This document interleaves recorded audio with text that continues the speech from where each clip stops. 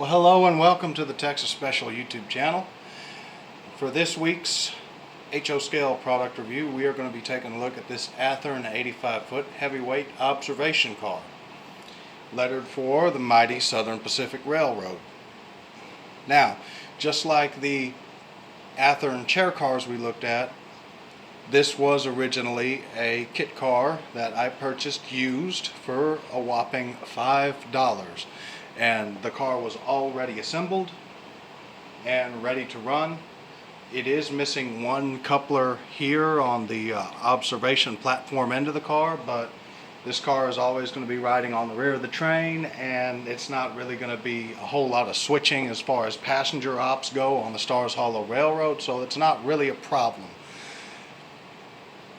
Just like the chair cars that we took a look at last month, the lettering is all nicely done. The numbering is nicely done. The decals do a good job of wrapping around the rivet detailing here and here and here, and also on the end. So there's no cracking, no flaking, good crisp separation between all of the lettering and numbering on this car and the Pullman green of the rest of the body. You have window glazing throughout.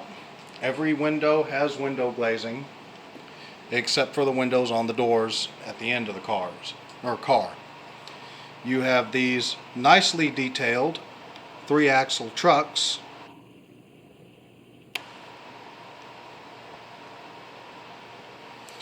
Now, I'm not a big hardcore vintage passenger guy. To my eye, these trucks look good enough for a generic passenger car truck. You can see they have the friction bearing type roller bearings, and indicated by the little lid here covering the journal bearings. A little shiny for my taste, but oh well. They're nicely done cars. Shiny trucks on a passenger car is a lot more believable than those on a freight car, even brand new, so I'm willing to let it slide. As I said in the product review for the last 85-foot heavyweight cars, the steps are cast into place as part of the floor of the car. You have these nice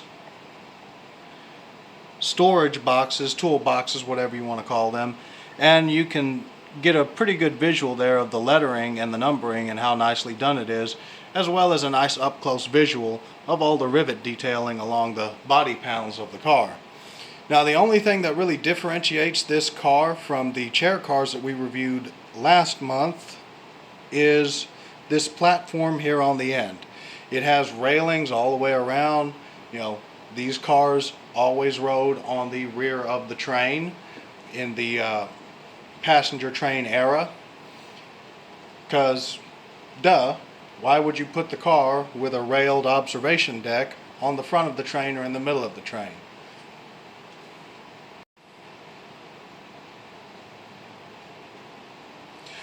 Looking at the B end of this car, you can see the handbrake wheel. Again, no door and no interior detailing to speak of. You have the coupler, which when these cars were brand new, they would have been shipped with horn hook couplers, not knuckle couplers. You have some pretty good rivet detailing for each of the between each of the body panels.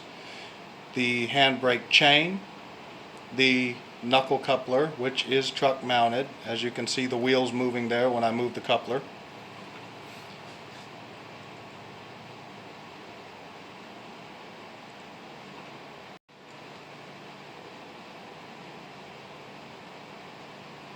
Looking at the A end of this car, you can get a better visual there of the railings. These railings are part of these are actually separately applied. They are attached to the frame of the car, but they are not a cast-on part of the car frame.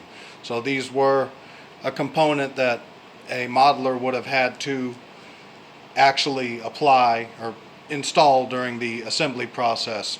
And you can see some more of the window glazing and a cast-on door here on the rear of the body of the car.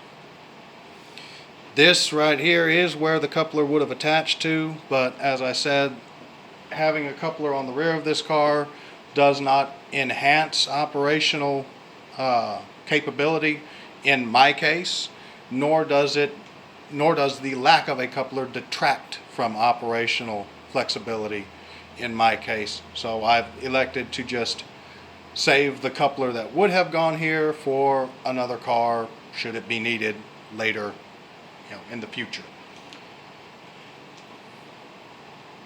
You have some of the details on this car represented. You have here what looks like a lever of some kind, which, if I'm thinking correctly, would be to actuate the air brakes. These cars, typically, given that they were on the rear of the train, and a lot of passenger terminals required shoving a train into the terminal,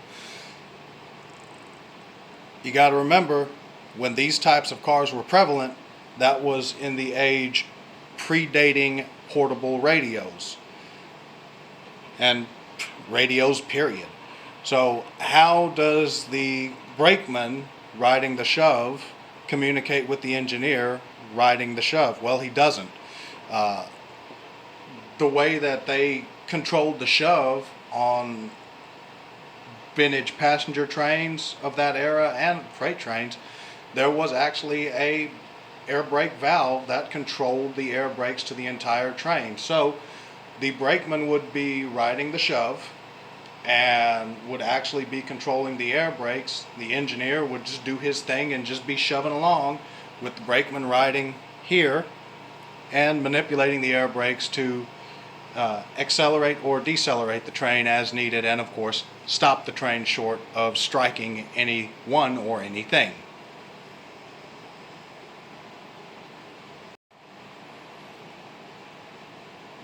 Here we are on the underside of the car. Again, you can see essentially the same detailing as you saw on the chair car, if you saw that review. If not, I will post a link in the description.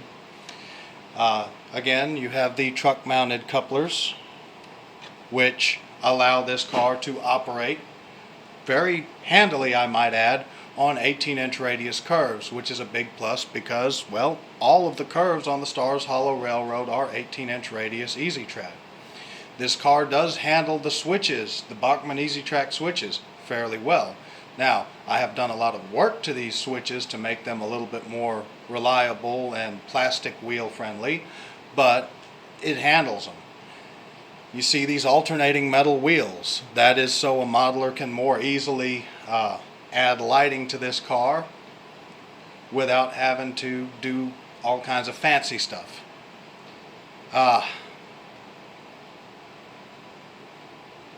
You have the underframe supports, the main beams for the frame. Not a whole lot going on underneath this car, which is fine under normal circumstances. You're not going to be spending a whole lot of time looking at the underside of the car anyway.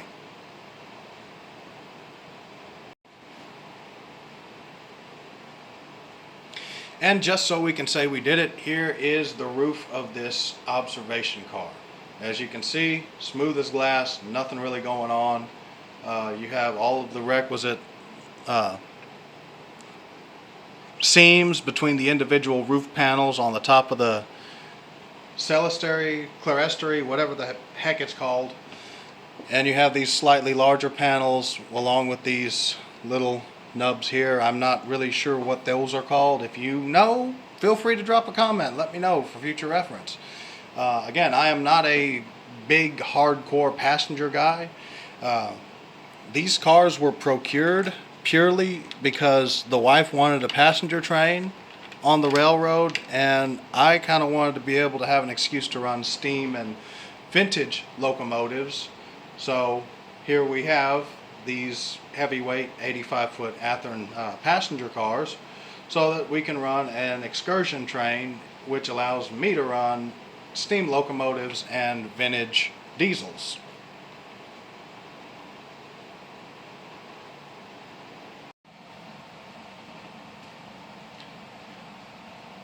So we have this nice excursion train here with the Athearn Southern Pacific Daylight FP7 assembled and ready to go.